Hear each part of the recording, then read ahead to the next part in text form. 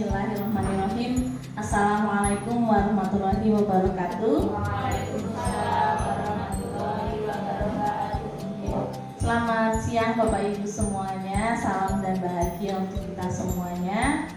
Terima kasih atas kehadiran Bapak Ibu semua pada siang hari ini, telah meluangkan waktu untuk menghadiri diseminasi yang akan saya lakukan sebagai wujud aksi nyata saya dalam program pendidikan guru penggerak yang angkatan 9 ini. Tak lupa saya mengucapkan terima kasih kepada Bapak Ibu semuanya juga karena telah mendukung kegiatan saya mulai dari awal sampai hari ini, dan semoga apa yang saya lakukan ini memberikan manfaat bagi saya terutama dan bagi sekolah.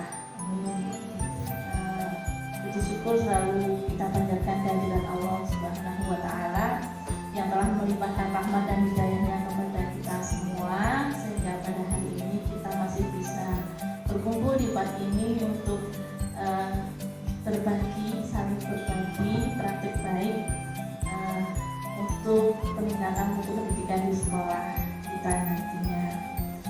Yang tidak berlama-lama lagi, Bapak Ibu, izinkan saya untuk memulai presentasi tentang budaya positif sekolah sebagai kelanjutan dari presentasi yang kemarin telah saya paparkan sebelumnya, yaitu tentang visi sekolah.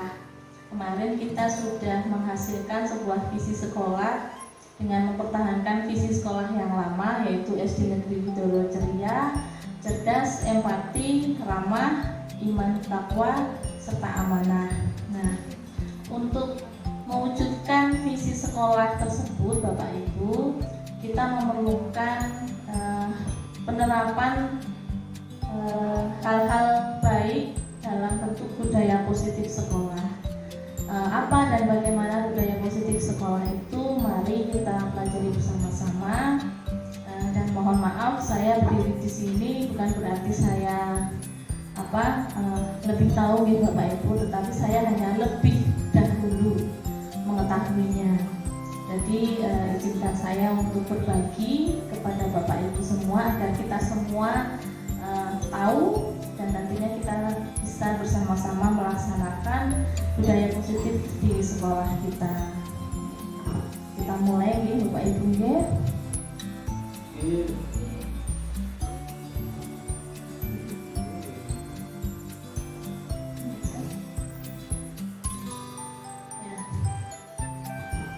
Mari kita refleksi diri sejenak Bapak Ibu. Apakah kita sudah menjadi guru yang baik untuk murid kita selama ini? Insya Allah. Itu pertanyaannya, apakah kita sudah menjadi guru yang baik untuk murid kita? Saya berani menjawab insya Allah sudah. Karena sudah bertahun-tahun kita melaksanakan sebagai guru dan bisa mengentaskan sampai lulus kan udah baik. Menurut saya seperti itu. Saya yakin. Ya, terima kasih Bu Sugiem. Alhamdulillah kita semua sudah menjadi guru yang baik untuk murid kita. Kita memang seharusnya berprasangka baik juga kepada diri kita sendiri bahwa kita sebagai guru sudah menjadi guru yang baik untuk murid kita. Nah, kalau kita sudah menjadi guru yang baik, hal baik apa saja yang telah kita lakukan kepada murid-murid kita?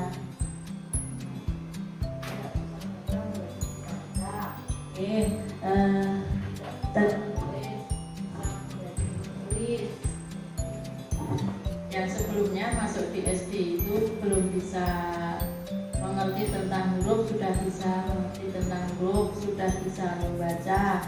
Maksudnya keluar dari SD itu sudah bisa membaca, bisa menulis, berhitung, itu yang jelas. Terima kasih Bu Indah. Mungkin ada pendapat yang lain? Sudah sama. Ya, banyak sekali yang sudah kita lakukan untuk anak-anak didik kita ya Bapak Ibu, mulai dari mengajar, memberikan ilmu, mungkin juga menanamkan karakter-karakter yang baik untuk murid kita juga. Jadi memang kita sudah menjadi guru yang baik untuk murid kita. Nah, kalau kita sudah menjadi guru yang baik untuk murid kita, berarti kita sudah berhasil dalam menerapkan budaya positif di sekolah kita. Nah, apa budaya positif itu?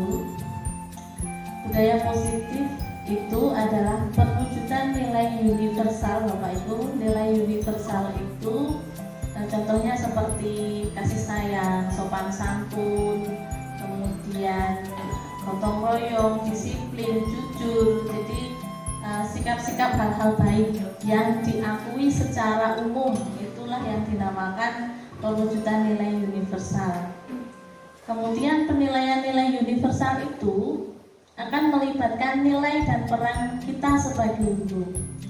Beberapa nilai dan peran kita sebagai guru antara lain kita itu sebagai pemimpin pembelajaran, kemudian kita itu sebagai coach bagi guru yang lain, kemudian kita itu harusnya inovatif, reflektif, mandiri. Nah, dari nilai-nilai dan peran guru itu kemudian kita bisa menerapkan budaya positif itu dengan kolaborasi. Kolaborasi itu kerjasama. Kerjasama dengan siapa? Dengan semua pihak yang ada di sekolah, baik dengan murid itu sendiri, kemudian dengan rekan sejawat, dengan pimpinan, kemudian dengan orang tua siswa juga, dan juga tak lupa dengan masyarakat. Nah, budaya positif yang sudah diwujudkan itu merupakan perwujudan dari visi sekolah. Jadi visi sekolah itu bisa kita capai dengan penerapan budaya positif yang baik. Tentunya budaya positif itu tetap berpihak kepada murid kita. Jadi tidak semata-mata kita menentukan budaya positif itu berdasarkan keinginan kita sebagai guru. Misalnya murid saya harus datang tepat waktu, murid saya harus mendengarkan penjelasan saya, murid saya harus mengumpulkan tugas tepat waktu, tanpa ditentukan bersama-sama dengan murid. Jadi di saat kita itu menentukan keyakinan kelas, keyakinan sekolah, aturan-aturan yang ada di sekolah, ada baiknya kita itu menentukannya bersama-sama dengan murid, karena nanti yang akan melaksanakan bukan hanya kita, tetapi juga anak-anak kita, murid-murid kita juga akan melaksanakan. Jadi hendaklah membuat aturan itu murid dilibatkan, karena dengan melibatkan murid mereka nanti akan merasa bertanggung jawab. Mengapa? Karena mereka merasa mereka yang membuat sendiri aturan tersebut. Jadi ada rasa tanggung jawab dalam diri mereka untuk mewujudkannya, untuk mematuhinya. Nah, apa saja contoh budaya positif itu? Contohnya datang ke sekolah tepat waktu, seperti di sekolah kita ini. Alhamdulillah semuanya sudah datang tepat waktu. Kemudian tidak terkelahi di sekolah. Ini terutama untuk anak-anak kita, untuk murid-murid kita. Kalau Bapak Ibu dulu, semoga tidak terjadi ini. Ada mengenakan seragam sesuai ketentuan. Nah, alhamdulillah semuanya sudah sesuai dengan ketentuan seragamnya. Kemudian tidak merokok di sekolah. Sementara ini tidak ada ya. Alhamdulillah sementara ini tidak ada yang merokok di sekolah. Karena di luar juga sudah terpajang area bebas rokok. Kemudian mengikuti kegiatan sekolah. Jadi kalau tidak ada kepentingan atau hal lain atau keadaan-keadaan yang mendadak atau mendesak, kita sebaiknya mengikuti kegiatan sekolah dengan baik. Itu contoh budaya positif. Dan budaya positif itu tidak harus sama antara sekolah yang satu dengan yang lainnya. Bisa jadi SD Widoro dengan SD Girinyono itu budaya positif yang diterapkan berbeda. menyesuaikan dengan keadaan warga sekolah masing-masing. Nah, kita beralih ke perubahan paradigma belajar menuju budaya yang positif. Perubahan paradigma belajar. Kalau dulu mungkin kita itu belajar zaman saya dulu di SD, SMP, SMA itu masih cenderung pembelajaran itu bersifat stimulus respon. Jadi guru memerintah apa, baru nanti murid melaksanakan. Itu yang dinamakan stimulus respon. Jadi pembelajaran itu berpihak pada guru. Murid hanya mengikuti apa yang diinginkan oleh guru. Guru memerintah A, murid mengikuti, seperti itu. Nah, berbeda dengan zaman sekarang, apalagi sekarang kita menerapkan kurikulum merdeka, di mana pembelajaran itu lebih berpusat kepada murid. Jadi murid sendiri yang melakukan proses pembelajaran. Kita sebagai guru hanya memegang kendali kontrol sebagai motivator dan fasilitator. Kita bukan sebagai sumber ilmu lagi. Kalau dulu Pak Guru, Bu Guru itu sebagai sumber ilmu istilahnya gitu. Bahkan beliau-beliau itu dulu mengajar kita tanpa menggunakan buku pun sudah hafal mungkin. Tetapi sekarang berbeda. Sekarang itu lebih banyak anak yang beraktivitas, melakukan proses pembelajaran. Kita hanya, mungkin kita terkesan hanya duduk menemani mereka, tetapi sebenarnya kita itu sebagai fasilitator dan motivator. Jadi di saat anak-anak merasa kesulitan, menemui kesulitan dalam proses pembelajaran, nah kita hadir di situ. Apa yang menjadi kesulitan anak-anak, kemudian bagaimana kita membantu mereka agar mereka bisa melanjutkan proses pembelajarannya sampai dengan menemukan konsep sesuai dengan tujuan pembelajarannya. Itu untuk paradigma belajar saat ini. Nah, paradigma belajar saat ini lebih ke kontrol dan diferensiasi belajar. Kontrol maksudnya kita sebagai guru tetap memegang kontrol meskipun berpusat kepada murid, tetapi kita harus memiliki kontrol juga. Dan kontrol itu ada 5 jenis nih Bapak Ibu. Ada kontrol sebagai pemberi hukuman, kemudian kontrol sebagai teman, kemudian sebagai pembuat rasa bersalah, kemudian sebagai pemantau, dan terakhir adalah sebagai manajer. Nah, diferensiasi pembelajaran itu terkait dengan penerapan metode media yang kita gunakan untuk kegiatan belajar murid-murid kita di sekolah. Jadi tidak hanya monoton ceramah. Kalau dulu saat saya SD, SMP itu cenderungnya duduk atau mirengke Pak Guru, Bu Guru. Kalau tidak anteng nanti ada sesuatu yang melayang di depan kita. Tetapi sekarang itu semua tidak berlaku. Bahkan diharapkan tidak terjadi lagi seperti itu. Anak-anak yang berjalan-jalan di dalam kelas itu kalau dulu dianggap pengganggu, tetapi sekarang justru anak-anak yang aktif seperti itu mereka sedang melakukan proses belajar.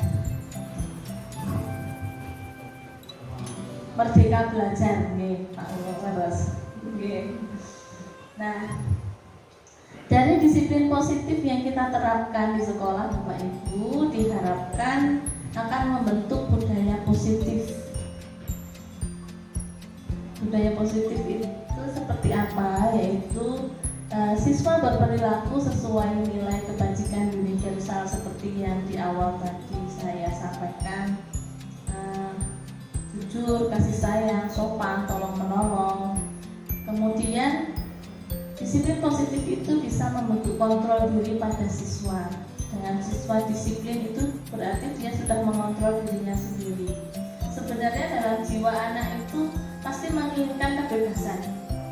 Contoh ini, pengen bebas, pengennya istirahat terus misalnya. Nah, tetapi kan saat bel sudah berbunyi, mereka masuk ke dalam kelas untuk mengikuti pelajaran lagi. Itu adalah sebagai wujud nyata usaha disiplin positif yang dilakukan oleh anak-anak. Meskipun secara naluri anak-anak itu sebenarnya pengen bebas, tidak mau diatur, tetapi dengan disiplin positif dari diri anak-anak itu akan membentuk kontrol dalam diri mereka. Kemudian disiplin positif itu hendaknya diterapkan tanpa hukuman atau hadiah. Hukuman itu cenderung ke fisik dan dilakukan secara tiba-tiba. Contohnya ada anak atau siswa yang tidak mengenakan kaos olahraga saat jam olahraga misalnya.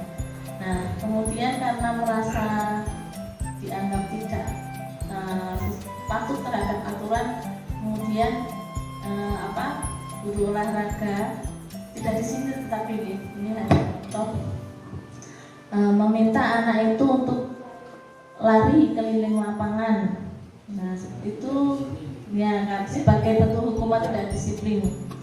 Atau mungkin ada siswa yang tidak mengerjakan PR, kemudian diminta untuk membersihkan kamar mandi. Itu juga sebagai bentuk hukuman. Nah, kalau hadiah, mengapa itu juga dikatakan sebagai hal yang kurang baik? Karena hadiah itu, Bapak Ibu, ternyata saya juga baru menyadari saat ini, ternyata di saat kita memberikan hadiah itu justru akan menjerumuskan mereka ke dalam mereka akan saling berkompetisi. Padahal di saat kita belajar itu kan sebenarnya kita ini harusnya meningkatkan kompetensi, bukan kompetisi. Jadi kalau mereka itu berpikirnya ke hadiah, mau melakukan sesuatu karena ingin mendapat hadiah, nah itu sangat berbahaya sekali. Kemudian juga akan memutus hubungan yang baik. Sebagai contoh, anak yang mendapatkan nilai baik, mendapat nilai rapor yang baik misalnya, diberikan hadiah, mereka merasa senang. Tetapi bagi anak yang nilainya jelek, tidak mendapat hadiah, itu ada kemungkinan merasa cemburu dengan teman yang mendapat hadiah itu. Kemudian mereka mulai menjauh dari temannya tersebut. Kemudian mungkin kalau tidak bisa mengontrol dirinya, bisa kemudian mengejek temannya dan sebagainya. Itu juga akan berdampak buruk. Jadi pelan-pelan kita akan proses pemberian hadiah. Meskipun sebenarnya itu juga sebagai motivasi, tetapi kita cenderungnya sekarang kalau bisa itu menimbulkan motivasi dari internal siswa, bukan eksternalnya saja. Betul, Pak. Nah, kita lanjutkan. Disiplin positif itu hendaknya diterapkan tanpa kekerasan. Tidak boleh dibentak-bentak, ayo kamu, ayo. Tidak, tanpa kekerasan. Kemudian disiplin positif itu juga meningkatkan percaya diri siswa. Sebagai contoh, kalau anak-anak itu bisa datang di sekolah lebih pagi dari teman-temannya, pasti mereka merasa senang, merasa bangga. Aku lebih dulu loh dari kamu. Nah,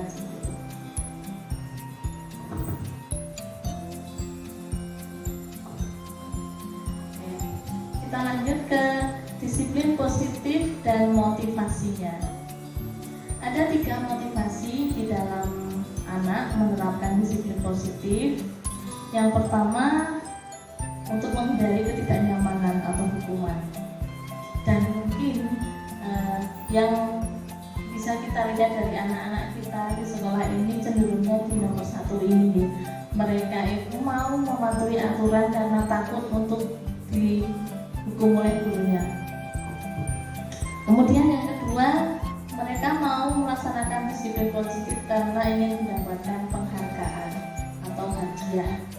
Penghargaan itu tidak berupa piagam atau piagam, pujian. Nah, juga termasuk penghargaan. Kemudian motivasi yang ketiga adalah ingin menjadi orang yang mereka inginkan dan menghargai diri sendiri dengan nilai-nilai yang mereka percayai. Jadi sudah timbul motivasi internal dari dirinya sendiri bahwa aku harus disiplin, karena dengan disiplin aku akan menjadi anak yang bisa mengatur waktu dan sebagainya. Kemudian bagaimana respon guru terhadap motivasi-motivasi yang ditunjukkan siswa? Ada dua konsep respon guru. Yang pertama adalah respon identitas gagal, dan yang kedua respon identitas sukses. Identitas gagal itu bisa diwujudkan dalam bentuk hukuman dan penghargaan tadi. Kalau anak-anak bisa mengerjakan tepat waktu, nanti dapat tambahan nilai. Nah, itu merupakan sebuah penghargaan. Kalau tidak tepat waktu, nanti piket membersihkan kelas, itu termasuk hukuman. Kemudian kalau konsep identitas sukses seperti apa? Yaitu dengan konsekuensi dan restitusi. Konsekuensi itu lebih menitik beratkan pada apa yang harus anak-anak lakukan untuk memperbaiki kesalahannya. Contohnya, anak-anak datang terlambat untuk mengikuti pengajian di mushola. Biasanya misalnya mulai jam 7, anak itu datang jam 7:10. Nah, hendaknya kita sebagai guru tidak menghukum anak tersebut, tetapi kita menerapkan konsekuensi. Misalnya saja sesuai dengan kesepakatan yang telah dibuat, kalau terlambat 10 menit, kamu nanti menambah waktu mengajimu 10 menit juga. Nah, itu contoh konsekuensi.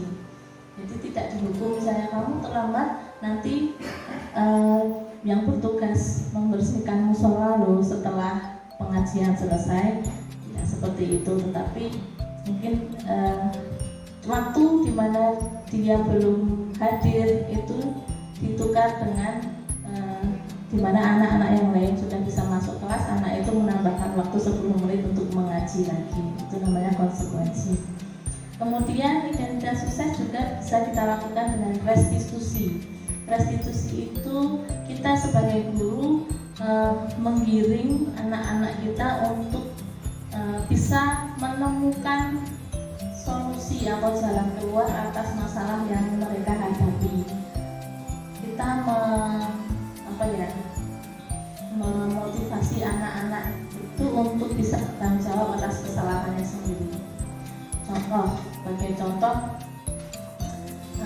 ada anak yang tidak mengerjakan PR. Kemudian usaha restitusi apa yang kita lakukan? Jadi kita menanyakan baik-baik mengapa anak itu tidak mengerjakan PR. Kalau sudah tahu alasannya mengapa tidak mengerjakan PR, kemudian kita tanyakan keyakinan kelas apa yang sudah ia langgar terkait dengan tidak mengerjakan PR tersebut. Nah, kalau anak itu sudah menemukan keyakinan kelas apa yang dilanggar, nah, kita tanyakan solusi apa kira-kira yang bisa ia lakukan untuk memperbaiki kesalahannya. Itu adalah contoh langkah restitusi dalam menangani siswa yang bermasalah.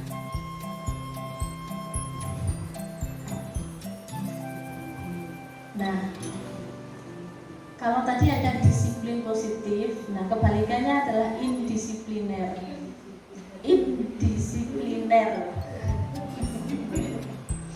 Indisipliner ini adalah apa?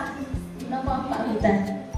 Tidak disiplin, Pak guru dari pinter nih. Indisipliner itu tidak disiplin. Nah, anak-anak itu terkadang tidak disiplin. Saya sering menemukan ada anak-anak itu tidak disiplin, baik misalnya dalam waktu, dalam mengerjakan tugas dari gurunya. Nah, itu sebenarnya mereka itu dalam melaksanakan kegiatan indisipliner itu mungkin dalam rangka memenuhi kebutuhan dasarnya. Nah, kebutuhan dasar itu apa saja? Kebutuhan dasar itu ada 5, yaitu untuk bertahan hidup, kemudian untuk mendapatkan kasih sayang dan diterima, kemudian penguasaan, kebebasan, dan kesenangan. Nah, saya menjadi ingat dengan kasus Atar di sekolah kita nih Bapak Ibu, yang notabene anak itu sudah mendapatkan hasil asesmen sebagai anak berkebutuhan khusus. Nah, setiap hari di sekolah kita Atar itu kan tidak pernah mau masuk ke dalam kelas awalnya nih.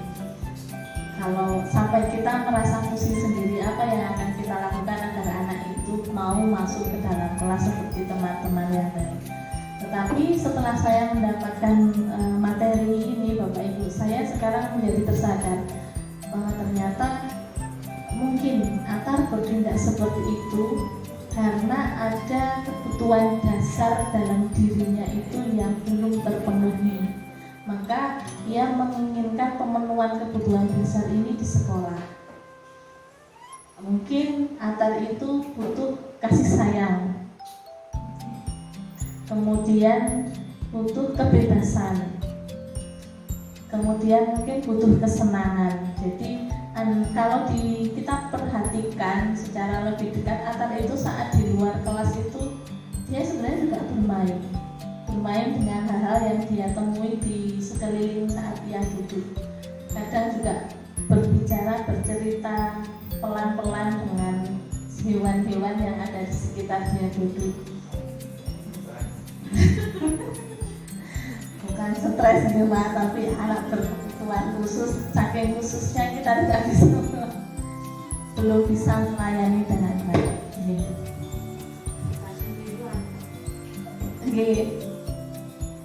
Nah, kebutuhan dasar yang kita ketahui tadi itu akan menjadi bahan kita untuk menentukan nilai kebajikan apa yang akan kita terapkan, kita susun dalam keyakinan kelas agar nantinya bisa diterapkan menjadi budaya yang positif.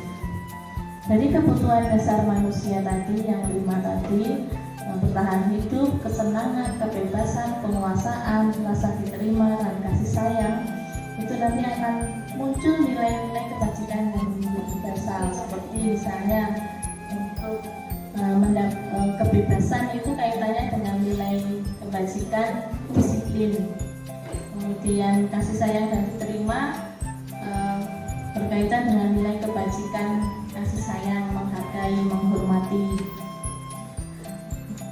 Dari nilai kebijakan yang universal itu, nanti akan bisa kita susun keyakinan kelas yang tentunya kita sepakati dengan anak didik kita, dengan murid kita. Jadi kita tidak menentukan kesepakatan secara sepihak, tapi ini sudah dilakukan di sekolah kita di awal tahun ajaran baru. Biasanya sebelum kita mulai pembelajaran, kita membuat kesepakatan kelas dengan siswa-siswa kita, dengan murid-murid kita.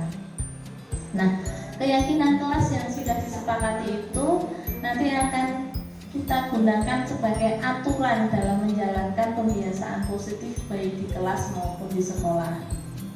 Dan tentunya dari pembiasaan positif itu nanti akan lahirlah budaya yang positif yang nantinya juga akan mewujudkan visi sekolah kita. Nah, kalau tadi kita banyak menyinggung tentang keyakinan kelas, nih Bapak Ibu, keyakinan kelas itu apa? Yakin itu percaya. Jadi keyakinan kelas itu kepercayaan yang kita anut bersama-sama antara guru dengan murid untuk kegiatan pembelajaran di dalam kelas. Langkah-langkahnya dalam menyusun keyakinan kelas itu ada 5 langkah. Yang pertama, kita bisa bertanya kepada siswa kita tentang aturan-aturan apa yang mereka inginkan ada di dalam kelas. Jadi anak-anak nanti dibagikan satu potongan post-it itu atau kertas lipat atau apa, potongan kertas untuk menuliskan satu aturan yang mereka inginkan di dalam kelas itu. Mungkin bisa berawal dari permasalahan yang terjadi di dalam kelas, kemudian mereka bisa menentukan aturan apa. Misalnya banyak anak yang jahil di dalam kelas, anak itu bisa membuat aturan tidak boleh mengganggu teman saat di kelas, itu misalnya. Kemudian dari aturan-aturan yang diinginkan itu kita bantu anak-anak untuk membuat kalimat positifnya. Contoh, tidak boleh mencontek saat ulangan, misalnya aturan yang ditulis oleh siswa. Nah, kita bisa membantu membuat positif dari aturan tersebut. Karena kalau tidak boleh mencontek itu kan kesannya negatif. Jadi kita ubah menjadi bentuk positif. Kalimat positifnya, contoh, jujur dalam mengerjakan tugas. Jadi tidak boleh itu diubah menjadi kalimat yang positif. Tidak boleh mengejek teman. Nah, bisa diganti dengan berkata sopan kepada teman. Tidak terlambat masuk ke kelas, bisa diubah menjadi datang ke kelas tepat waktu. Contohnya seperti itu. Setelah dibuat kalimat positif dari aturan-aturan yang disepakati, langkah selanjutnya adalah menentukan nilai kebajikan yang ada dalam kalimat positif tersebut. Contoh tadi, berkata sopan kepada teman, itu nilai kebajikannya adalah sopan santun. Kemudian jujur saat mengerjakan ulangan, nilai kebajikannya adalah kejujuran. Terus datang ke sekolah tepat waktu, nilai kebajikannya adalah disiplin. Contoh, kalau sudah ditentukan nilai kebajikan dalam kalimat positif, nah selanjutnya adalah membuat intisari keyakinan kelas dengan tabel T, tampak tidak tampak, kemudian terlihat, terdengar, dan berperilaku. Nanti akan saya tunjukkan setelah slide ini. Perbedaan antara tampak, tidak tampak, terlihat, terdengar, dan berperilaku. Nah, setelah didapatkan intisari keyakinan kelas, guru selanjutnya mengajak murid untuk menggali tanggung jawab guru dan tanggung jawab murid, serta hal-hal yang bukan menjadi tanggung jawab guru dan murid terkait dengan keyakinan kelas yang telah dibuat. Contoh, tadi datang tepat waktu, berarti tanggung jawab guru adalah misalnya masuk ke kelas pukul 7 pagi atau masuk ke kelas setelah bel berbunyi. Tanggung jawab murid bisa dibuat sama, hadir di kelas setelah bel berbunyi dan begitu. Yang bukan tanggung jawab guru, misalnya terlambat datang ke kelas. Yang bukan menjadi tanggung jawab murid sama, misalnya terlambat datang ke kelas. Kita lihat, nah ini adalah tabel T, keyakinan kelas. Kita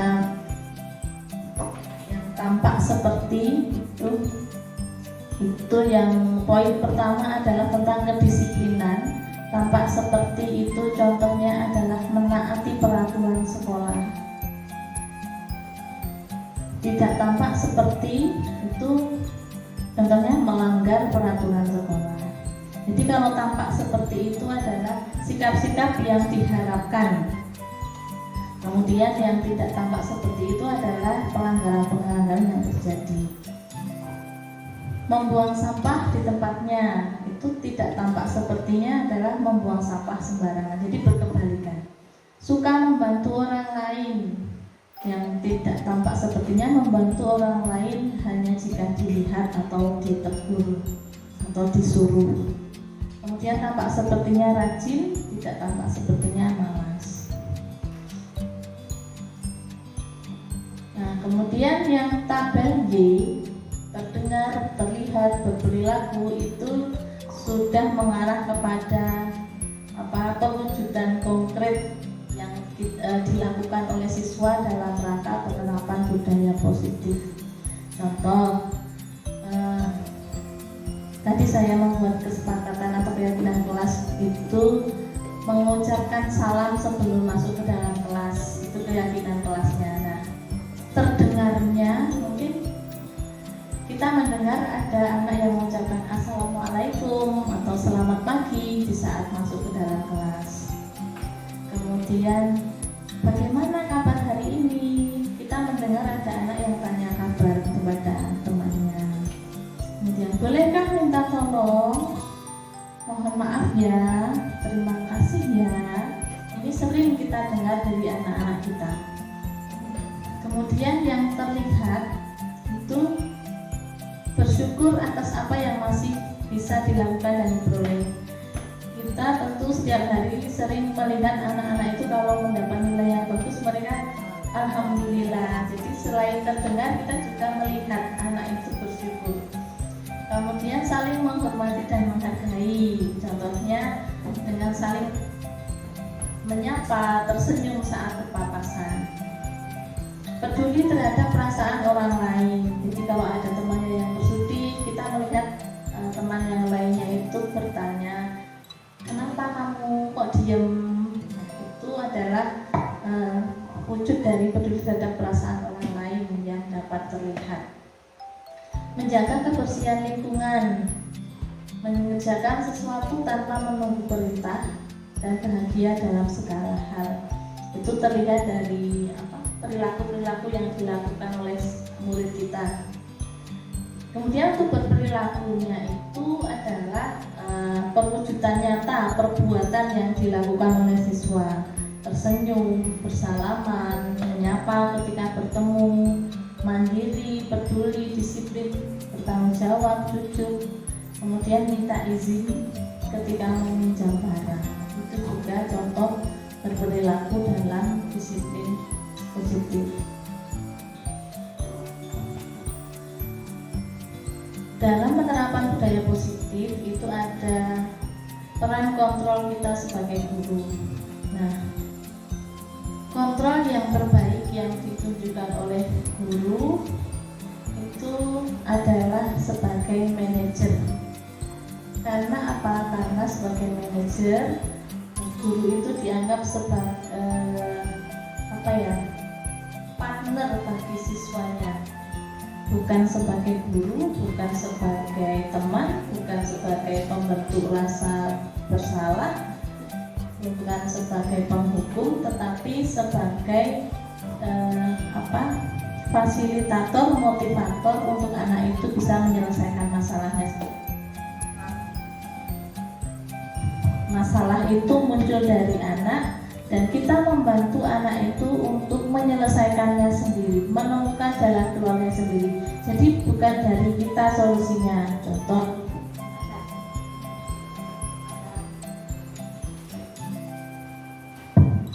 ada anak yang berkelahi, kemudian ada yang menangis, menjadi masalah bagi guru. Nah, kita sebagai guru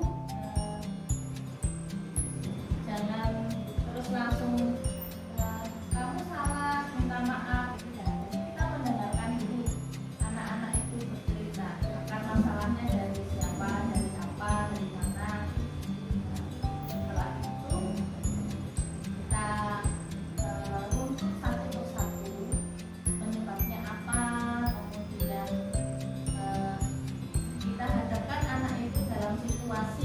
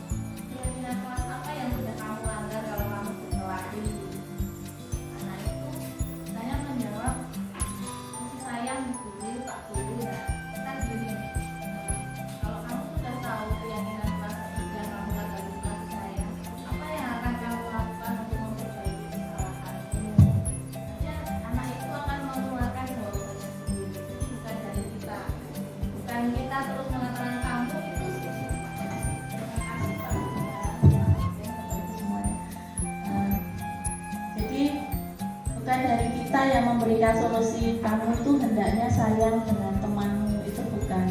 Tetapi kalau restitusi, kita kirim anak itu untuk menemukan sendiri jalan keluarnya.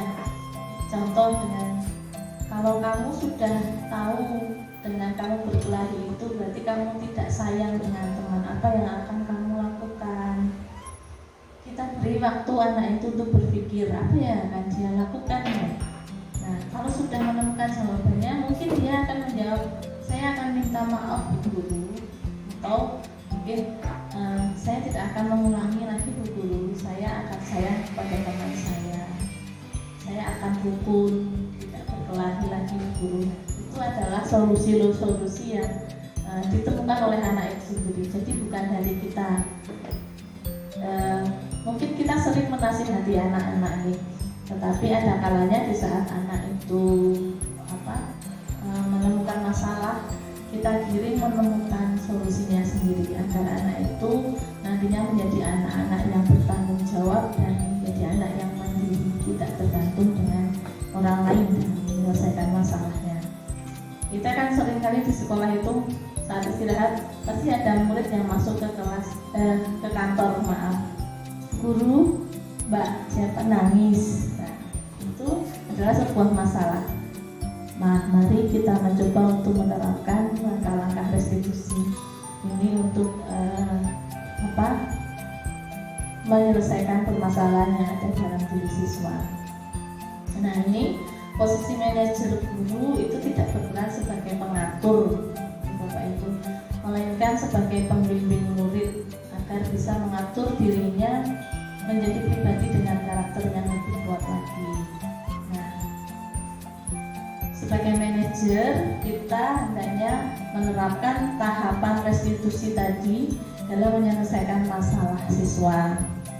Tahapan restitusi itu ada 3 tahap, yaitu menstabilkan identitas, kemudian validasi tindakan yang salah, dan menanyakan keyakinan.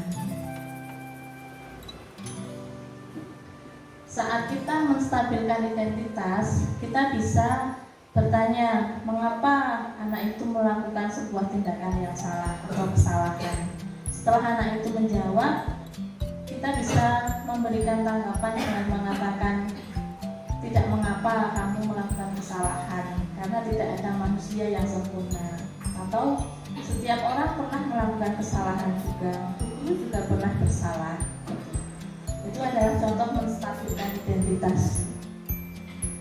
Kemudian setelah menstabilkan identitas adalah validasi tindakan yang salah. Setelah anak-anak itu bisa menerima bahwa ia telah melakukan kesalahan, nah maka kita cari tahu alasannya apa, kita validasi tindakannya.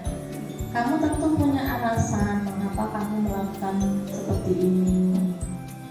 Kemudian adakah cara yang lebih efektif yang mungkin bisa kamu lakukan? Itu adalah contoh validasi tindakan yang salah.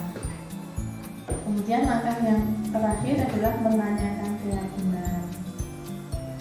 Keyakinan apa yang kita sepakati? Bayangan tentang kelas yang ideal seperti apa yang kamu tahu.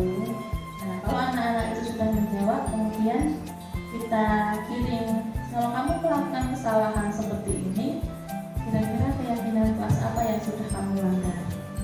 Kalau anak itu bisa menemukan, nah lalu kita kirim untuk menemukan solusinya atas masalahnya. Misalnya anak datang terlambat, kemudian kita tanyakan keyakinan kelas apa yang sudah kamu langgar, disiplin dulu. Nah, lalu kita kirim, kalau kamu tahu dengan datang terlambat itu sudah melanggar kedisiplinan, apa yang akan kamu lakukan selanjutnya?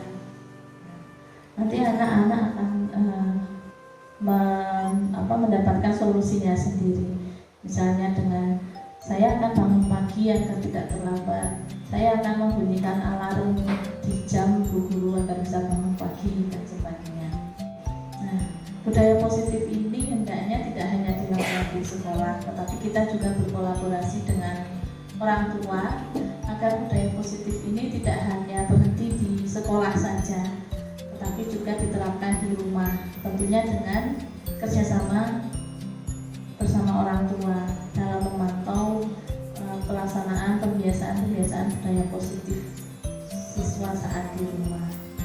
Nah, Bapak Ibu mungkin ada masukan atau pendapat atau apa terkait tentang budaya positif?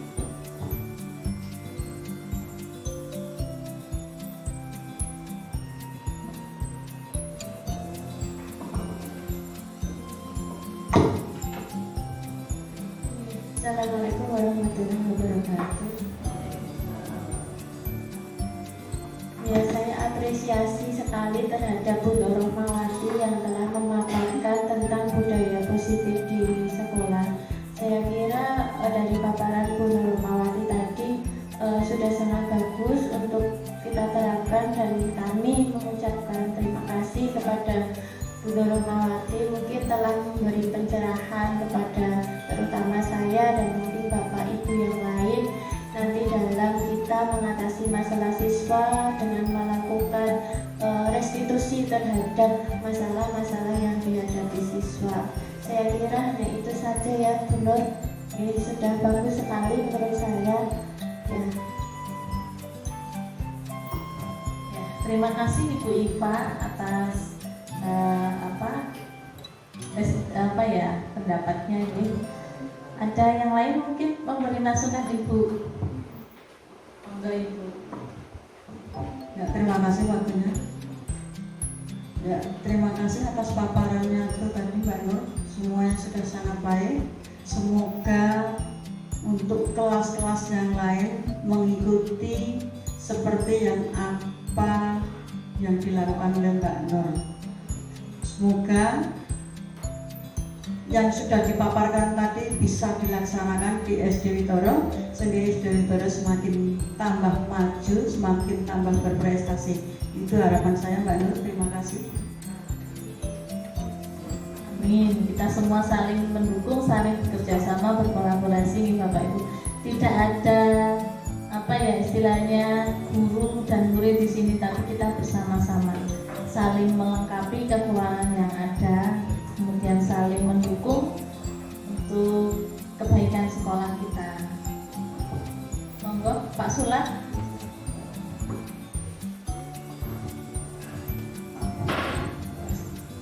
Terima kasih waktunya yang diberikan kepada saya.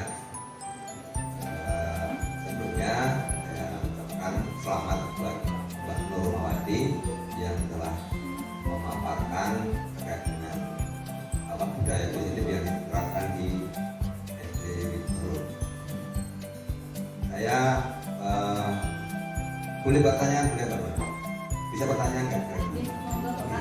Sebagai pembahasan nanti terkait dengan budaya positif yang dipaparkan oleh Mbak Nur tadi, bagaimana kira-kira caranya yang saya paham tadi yang disampaikan.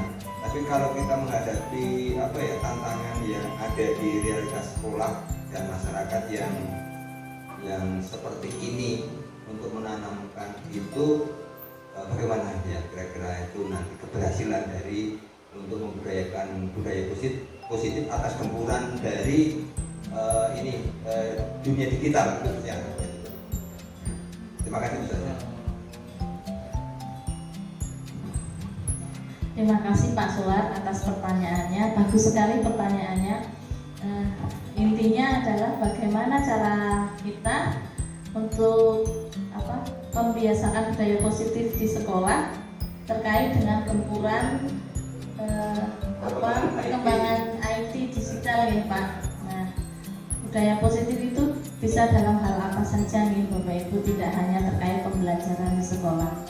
Jadi terkait dengan pembelajaran dengan IT mungkin ada anak yang membawa HP atau bagaimana Pak Sular yang dimaksud? Bukan itu, kan di rumah, di sekolah, khususnya di masyarakat itu kan HP itu kan sekarang ini menjadi konsumsi setiap hari. Terus yang dilihat itu kan pemahaman yang bukan, kalau kita orang Jawa kan bukan Jawa lagi. Karena anak-anak di era sekarang ini, contoh anak kecil ya, dari usia balita karena sudah dibekali HP. Padahal peran bahasa bahasa ibu untuk pertama kali yang didengar adalah bahasa ibu. Tetapi kenyataannya kasus yang selama ini kita dengar sehingga anak menjadi seperti kata dokternya itu tadi adalah ketidaksiapan respon dalam diri anak itu menerima bahasa dari informasi dari teknologi digital sehingga mengakibatkan seperti yang kasusnya akhirnya tidak berhasil dalam dunia sosialnya itu enggak. Karena menurut pandangan saya ini zaman sekarang ini peran seorang ibu kadang-kadang kurang. Padahal anak-anak terkait dengan budaya positif tadi yang harus didengarkan pertama kali anak-anak itu adalah dari ibu dulu, baru IT. Katakanlah seperti itu ya. Terkait dengan perkembangan teknologi yang ada dan terkait dengan budaya. Demikian dampaknya. Oke, baik. Jadi berdasar pertanyaan Pak Solo tadi, saya sedikit menyimpulkan sementara bahwa pendidikan itu berawal dari pendidikan keluarga, nih Pak. Ya, segala sesuatu yang anak-anak bawa ke sekolah itu sebenarnya adalah hasil dari pendidikan di dalam keluarganya masing-masing. Seperti apa bisa kita lihat saat di sekolah. Nah, peran kita sebagai guru tidak hanya sebenarnya di sekolah saja, tetapi juga merambah ke kehidupan keluarga siswa. Dalam artian kita itu membangun komunikasi dengan orang tua dalam hal mendisiplinkan anak. Seperti kasusnya Atar di sekolah itu sama sekali tidak mau mengikuti pelajaran, tetapi saat disodorkan HP, disodorkan laptop, anak itu termotivasi untuk mengeksplorasi apa yang ada di dalam perangkat tersebut. Nah, kita sebagai guru tidak langsung menyimpulkan bahwa Atar itu anaknya aneh dan sebagainya, tapi kita runtut ke keluarganya, kita tanya ke orang tuanya seperti apa benar tadi yang disampaikan oleh Pak Sular. Kuncinya adalah di dalam keluarga dulu. Dan setelah kita tahu di dalam keluarga itu pola asuh terhadap murid yang bermasalah itu seperti apa, kita pelan-pelan mengintervensi orang tuanya dengan hal-hal yang sebaiknya dilakukan. Contoh seperti kasusnya Atar, karena Atar itu di rumah dari kecil sudah dipegangi HP oleh orang tuanya dengan dalih agar tidak mengganggu orang tua saat bekerja. Nah, setelah kita tahu permasalahannya seperti itu, kita pelan-pelan membicarakan kepada orang tuanya bahwa HP itu tidak baik.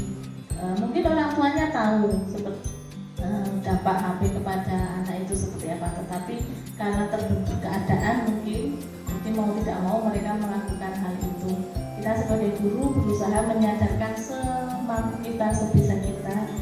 Kuncinya adalah kita jangan putus asa, pokoknya selama kita ada ide atau jalan untuk berkomunikasi dengan orang tuanya, kita saling memantau di sekolah seperti apa, di rumah seperti apa, kita bisa bertanya ke orang tuanya, Atar di rumah sekarang aktivitasnya apa saja, seperti itu. Kalau memang sudah ada perubahan ke arah yang lebih baik, kita beri apresiasi kepada orang tuanya. Terima kasih Bapak Ibu sudah membimbing Mas Atar. Selanjutnya semoga ada peningkatan lagi. Jadi kita selalu menjalin komunikasi dengan orang tua siswa agar kita bisa memantau. Jadi budaya positif itu tidak bisa kalau hanya kita sendiri sebagai guru yang menerapkan, tetapi kita juga harus berkolaborasi dengan orang tua di rumah. Jadi di rumah anak juga melakukan budaya positif itu dengan pantauan orang tua. Ya, terima kasih sekali Mbak. Terima kasih Bapak. Bapak Ibu, ada yang lain? Cukup? Bapak Ibu, terima kasih atas atas waktu yang diberikan kepada saya untuk saling berbagi pada kesempatan ini. Dari paparan yang saya sampaikan tadi, sedikit kesimpulannya adalah bahwa kita dalam menerapkan budaya positif di sekolah itu hendaknya selalu berpihak kepada murid. Jangan pernah meninggalkan murid. Apapun yang kita lakukan, hendaknya kita lakukan bersama dengan murid. Dalam artian yang positif ya Bapak Ibu, maksudnya melakukan kegiatan dengan murid apapun itu. Kemudian hilangkan hukuman dan penghargaan. Dan juga dalam kita menangani permasalahan yang dihadapkan murid, kita hendaknya menerapkan tahapan restitusi tadi. Semoga apa yang saya sampaikan ini bermanfaat dan semoga kedepannya kita bisa melaksanakan bersama-sama di sekolah kita untuk kemajuan pendidikan di sekolah kita. Bapak Ibu, kiranya ini saja yang bisa saya sampaikan. Ada kurang dan lebihnya saya mohon maaf. Terima kasih atas perhatian, atensinya yang Bapak Ibu berikan kepada saya. Semoga menjadi amal kebaikan Bapak Ibu semua. Mohon maaf apabila saya banyak kekurangan. Saya akhiri. Terima kasih. Wassalamualaikum warahmatullahi wabarakatuh.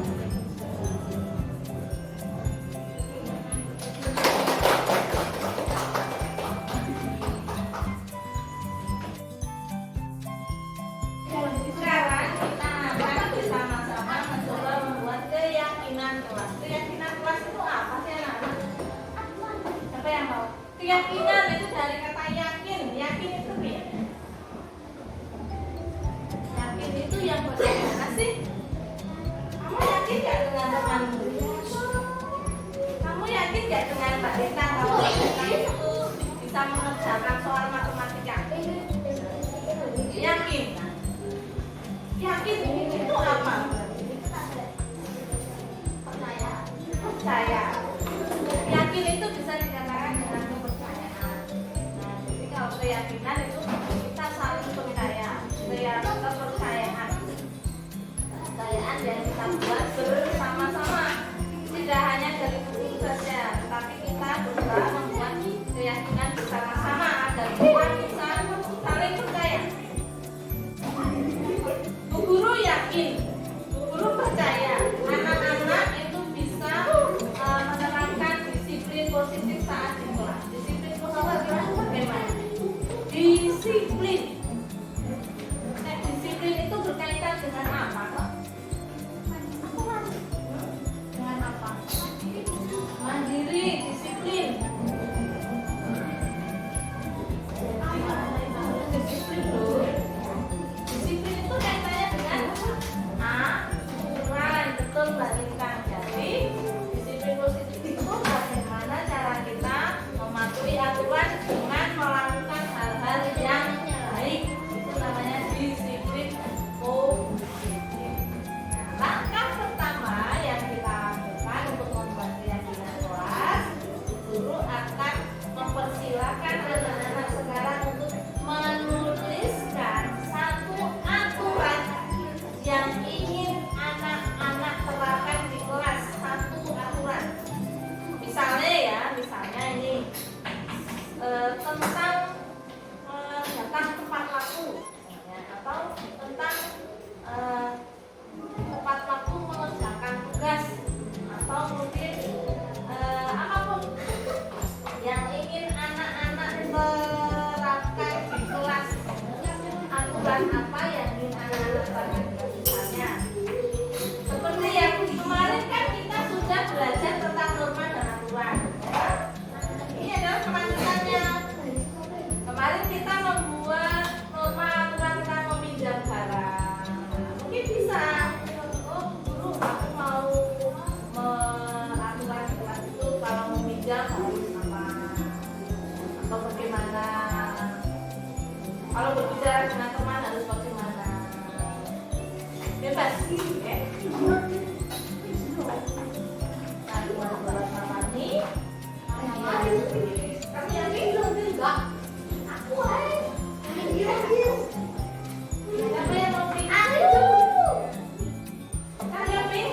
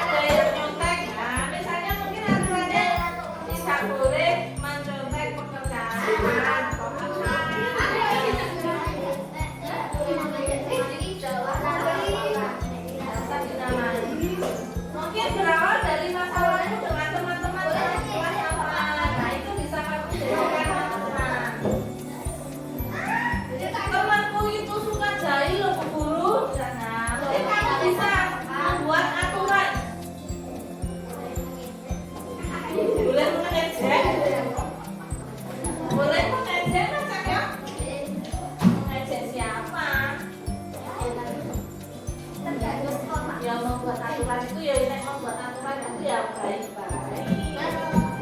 Aku pengen cosplay.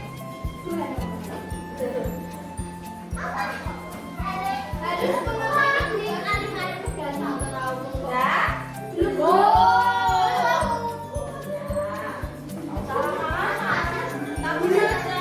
Kan nanti sudah ada 13 satuan.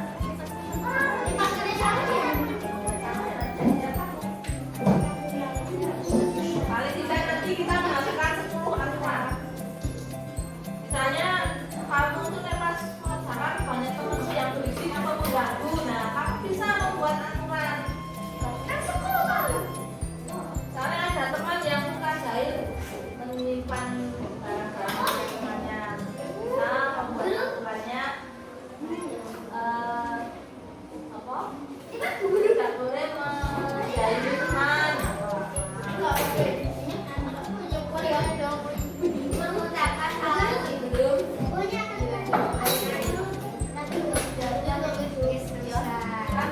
takut di mana? Ya kan sebaliknya namanya.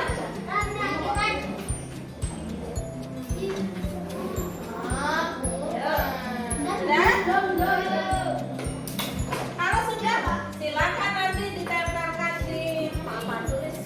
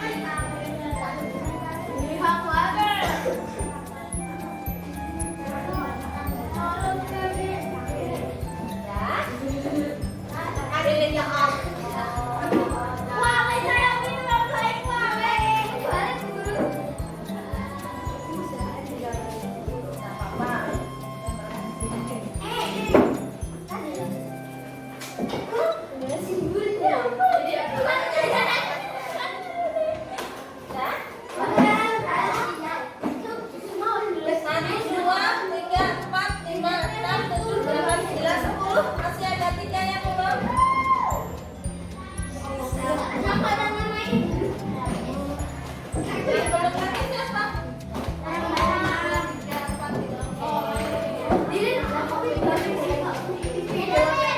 Mulai si Gurat itu.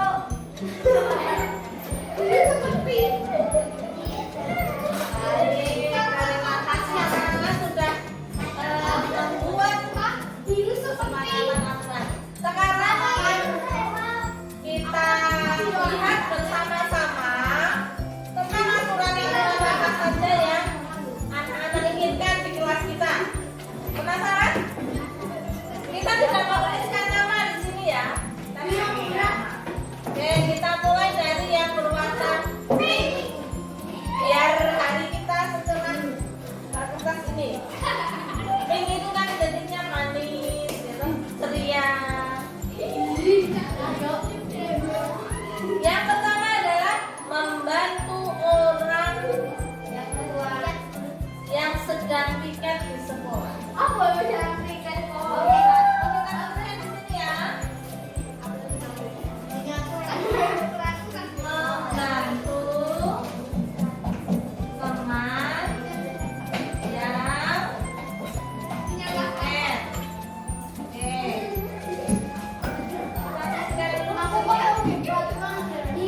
Kita akan dijawab.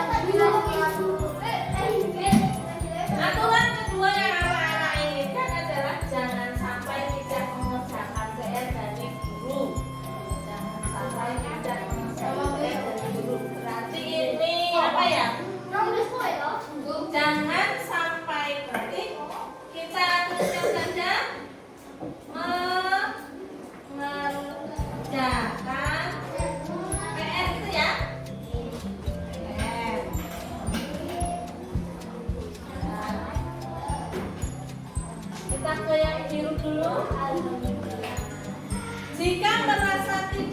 bagian harus diungkapkan, tidak boleh dipendam. Harus mengungkapkan kepada salah satu pengurus kelas. Nah, mungkin ini bertujuan biar kalau ada apa-apa dengan yang sakit itu teman-temannya bisa langsung menolong. Oke. Jadi apa ini? Jika merasa tidak enak badan harus diungkapkan, tidak boleh dipendam. Apa berarti intinya gimana?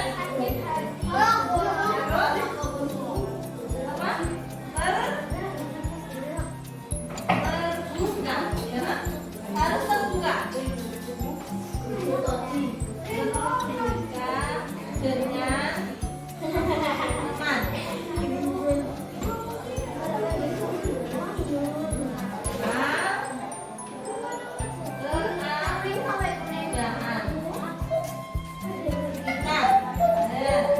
Kamu harus terbuka dengan temanmu tentang keadaanmu.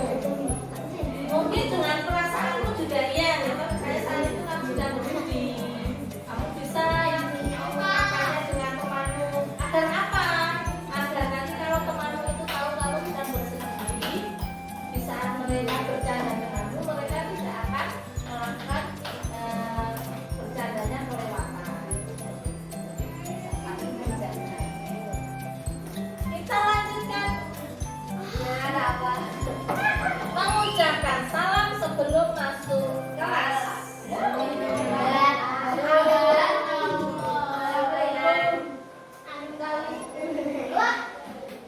Mengucap salam sebelum masuk kelas. Masuk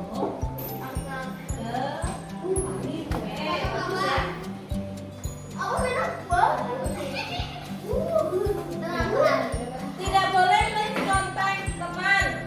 Tidak boleh mencontek teman. Dan tidak boleh mencontek teman itu berarti kita harus apa? Jujur. Jujur dalam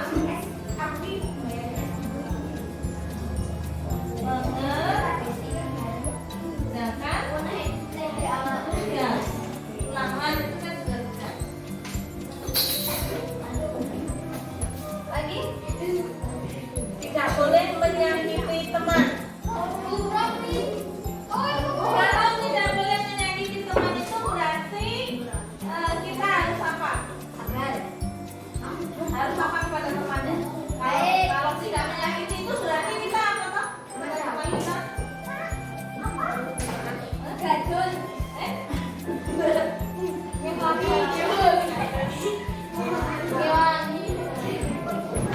Kalau tidak menyakiti teman itu kan berarti tandanya kita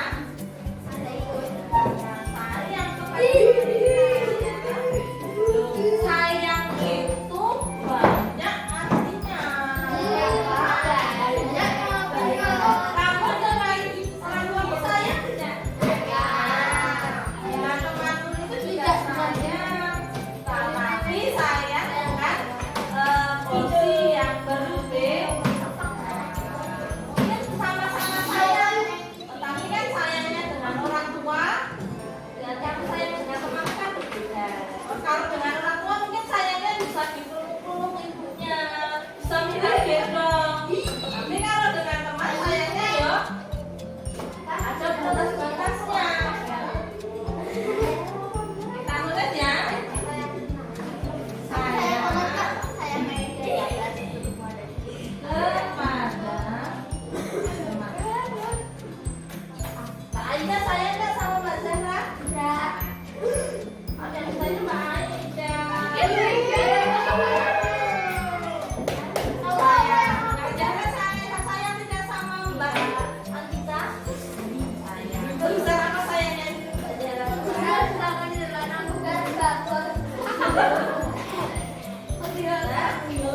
Di saat Mbak Andika sakit.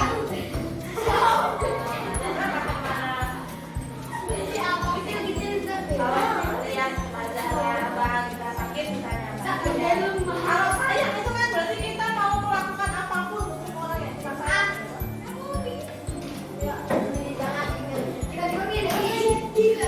Misalnya, Mbak Andika jatuh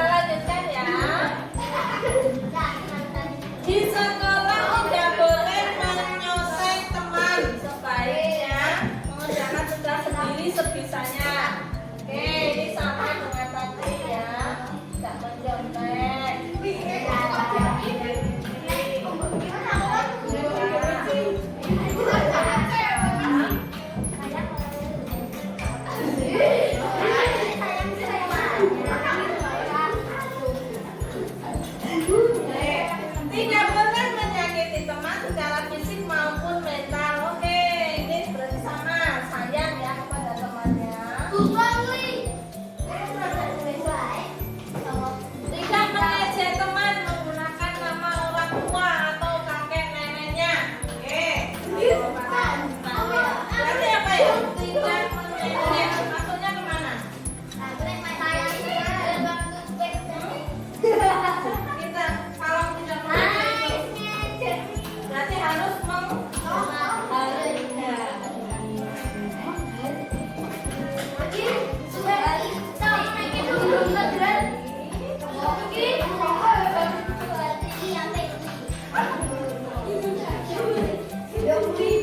jika tidak piket kelas membantu teman setelah hari kamu piket. Nah ini sama dengan yang pertama ya, membantu menghati guru. Oh ya.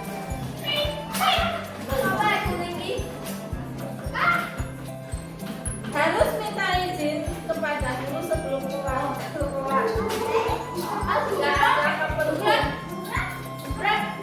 Ini keluar sekolah. Harus minta izin kepada guru sebelum keluar di sekolah jika ada keperluan. Misalnya kalau kamu mau diajar orang tua di PIP atau mau periksa itu izin, jangan langsung pergi. Nah tulis ya apa berarti ini harus minta izin. Apa ya? Minta izin ya. Minta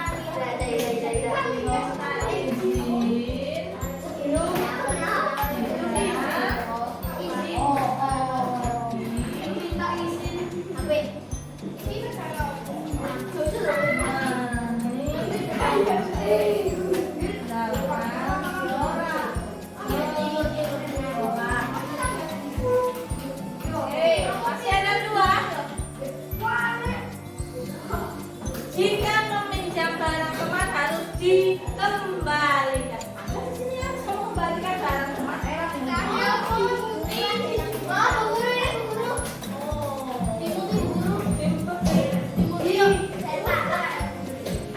Oke, kita tulisnya di mana ya? Di sini ya.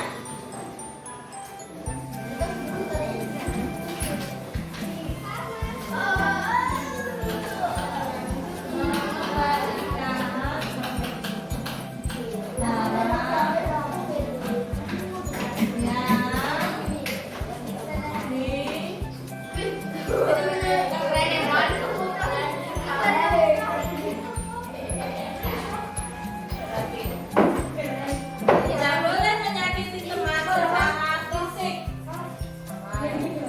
Oke, berarti kita punya 1, 2, 3, 4, 5, 6, 7, 8, 9.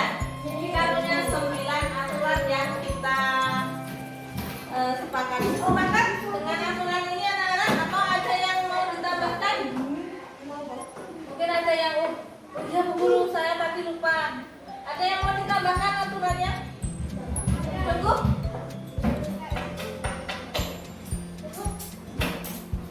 Tidak boleh tidur di ruang guru misalnya.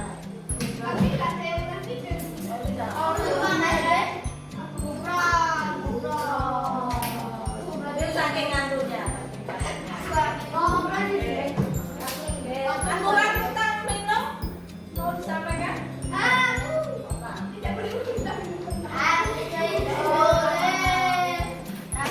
boleh.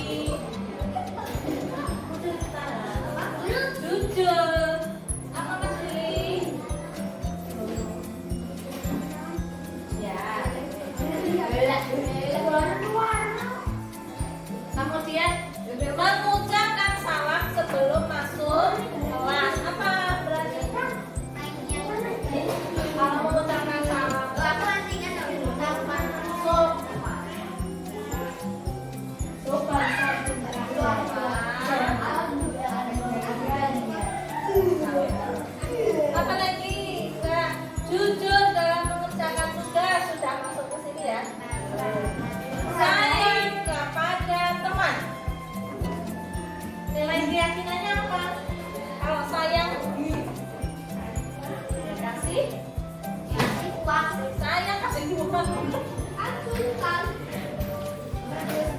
Menghargai teman. Menghargai masa teman sendiri.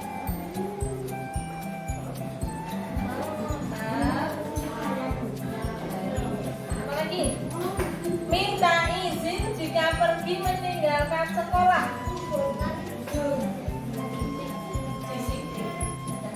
Ya. Mengembalikan barang yang dipinjam. Jujur. Tanggung jawab juga bisa.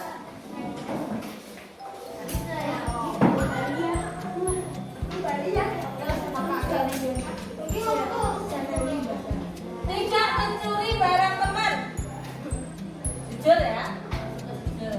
Menjaga kebersihan fasilitas kelas. Menjaga kebersihan fasilitas kelas apa berarti? Disiplin. Menjaga. Tanggung jawab. Ya. Rambut siswa laki-laki harus rapi. Masuk mana? Disiplin. Tidak makan saat pelajaran. Disiplin. Berarti kita memiliki 1, 2, 3, 4, 5, 6, 7 keyakinan kelas.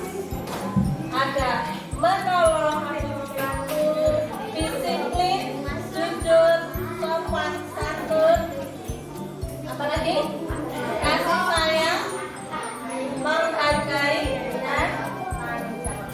Kira-kira anak-anak sanggup untuk menerapkan nilai-nilai keyakinan kelas ini? Sanggup? Mampu? Bisa?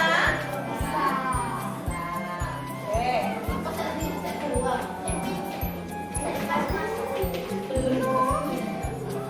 Nah, ini dulu hapus ya.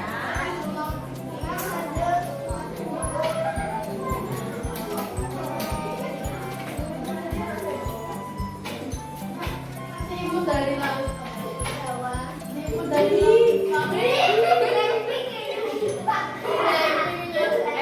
berarti dari sini kita akan buat T. Ini namanya diagram T, karena bentuknya T. T itu misalnya ini di sini ada tampak seperti dan tidak tampak seperti. Kita mulai dari yang menolong. Yang menolong itu berarti kalau tampak seperti ini adalah hal-hal yang bisa anak-anak lakukan. Kalau yang tidak tampak seperti itu ya tidak mencerminkan. Yang mencerminkan perbuatan menolong itu yang bagaimana? Menolong dulu yang menolong. Apa? Tampak seperti kalau menolong itu berarti apa? Misalnya yang menolong teman. Kalau teman yang ditolong itu teman yang bagaimana sih? Yang sedang apa? Yang kesulitan, kesusahan. Kalau tidak sama seperti berarti apa? Yang apa? Mengabaikan teman.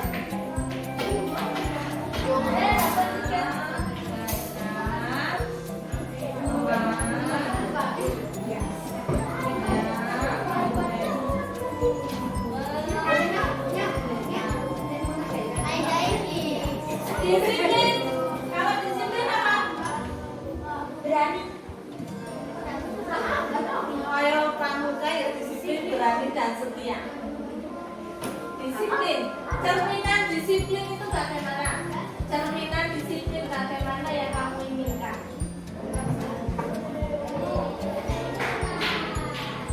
Disiplin.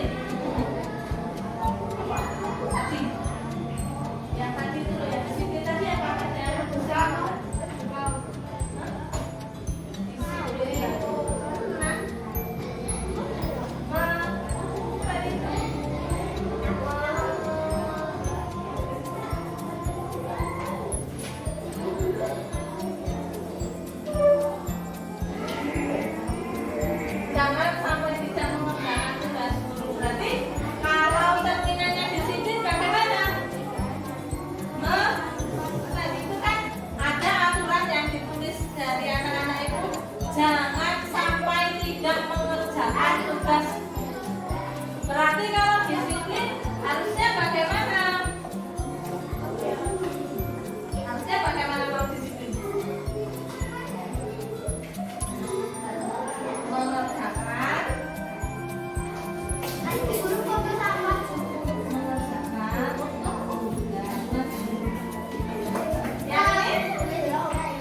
kalau tidak disiplin berarti mengabaikan tugas.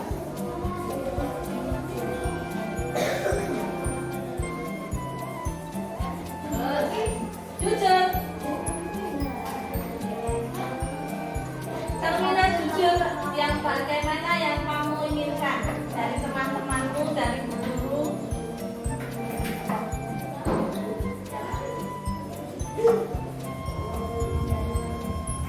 Jujur.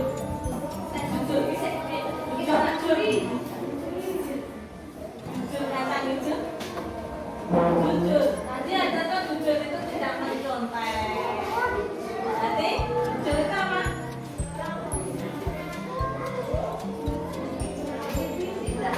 Tidak mencontek. Sama seperti apa?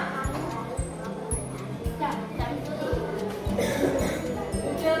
Misalnya mengerjakan tugas. Jujur.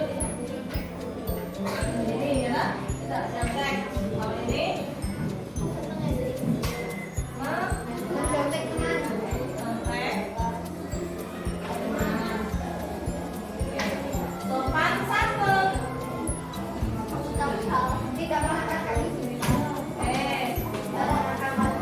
Tampak seperti ini. Sopan itu tadi apa itu tadi? Yang kamu mau tadi mengucap kalau tidak tampak seperti adalah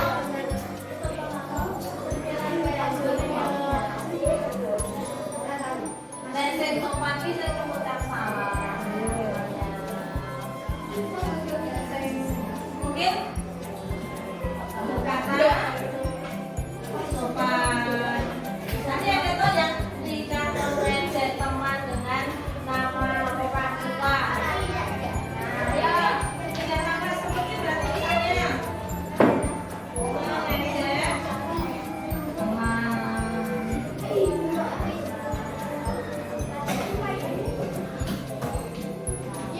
Kasih sayang. Kasih sayang. Rukun ya. Kalau tidak sayang berarti biasanya apa? Ya, menyakiti tadi. Menghargai dan tanggung jawab. Tanggung jawab di sini adalah mengerjakan tugas bersama.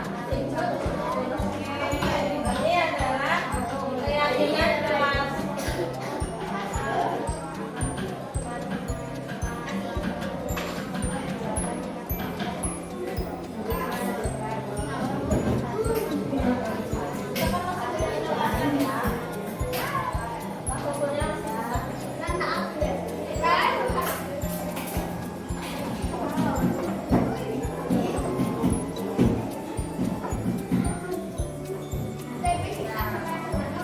Sekarang guru mau membuat seperti ini ya.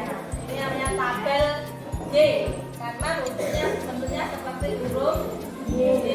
Di sini ada terlihat editor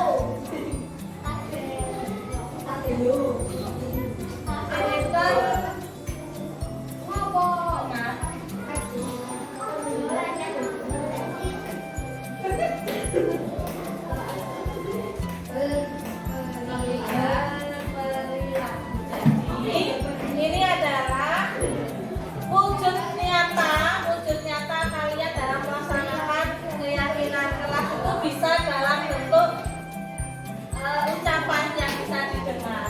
Kalau ucapan dengar, ya. Atau perbuatan yang bisa kalian lihat, atau kegiatan apa saja yang bisa kalian lakukan. Kalau kita mulai dari yang terdengar dulu, kalau menolong teman itu biasanya kata-kata apa yang kamu dengar? Menolong teman. Biasanya kata-kata apa? Terima kasih. Terima kasih.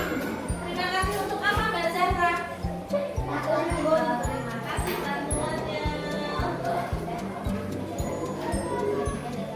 Apa lagi? Mengerjakan tugas. Kata-kata apa yang sering kamu dengar saat kamu mengerjakan tugas dari guru? Kerjakan tugas sampai selesai. Ayo. Biasanya seperti itu kamu suka teman. Kalau ada temanmu yang rame saat mengerjakan tugas, kamu biasanya seperti ini. Mengerjakan tugasmu. Apa lagi?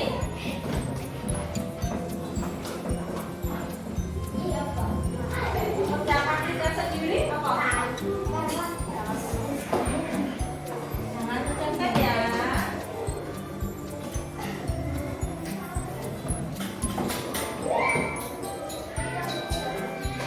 Oke, terus apa lagi? Mengucapkan salam. Kalau kamu biasanya mengucapkan salam, assalamualaikum. Guru,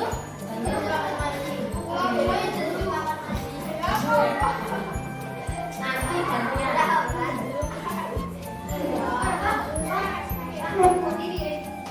Oke. Kalau melihat, kamu bisa melihat kalau temanmu itu menolong bagaimana? Terlihat apa? Misalnya membantu apa tadi? Piket ya? Misalnya piket ya kamu lakukan apa? Nyapu, berarti nek menolong teman piket membantu misalnya menyapu. Itu kan bisa kamu lihat ya. Oh, tadi sudah membantu apa? Buktinya tadi melihat dia menyapu. Apalagi selain membantu?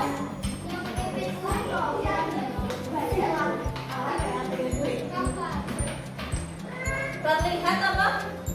Kalau betul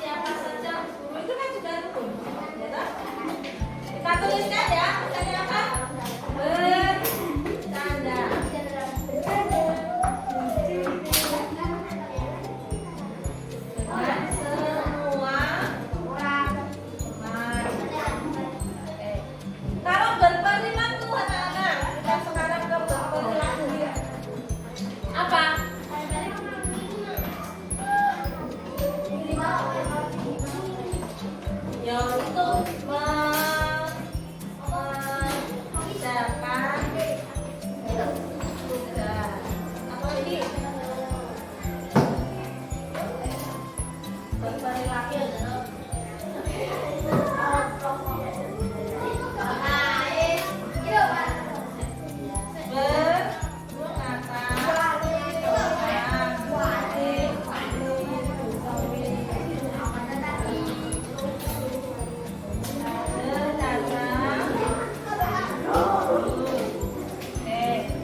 ini adalah tabel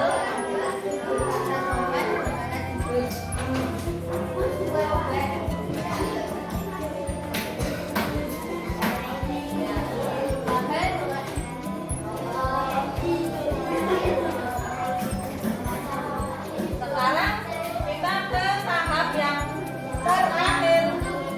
Nah, di tahap terakhir ini akan Bu Guru sisipkan posisi guru dan posisi anak-anak dalam keyakinan kelas. Di sini ada tugas guru. Di sini ada tugas murid, tugas guru. Guru di sini siapa? Guru. Kalau tugas murid, murid di sini siapa? Ya, ada semua itu muridnya. Kemudian di sini ada tugas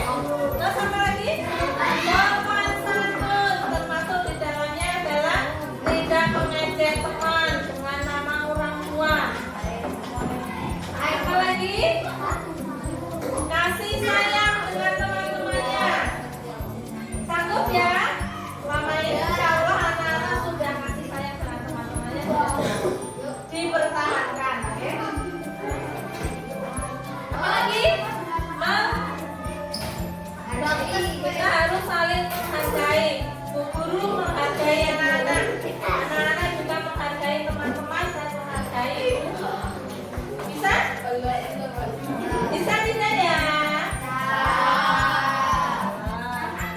Terus yang terakhir kita harus tanggung jawab. Untuk tanggung jawab Bu Guru apa? Datang tepat waktu, memberikan pelajaran, memberikan nilai sesuai hasil pekerjaan anak-anak, dan pilih kasih.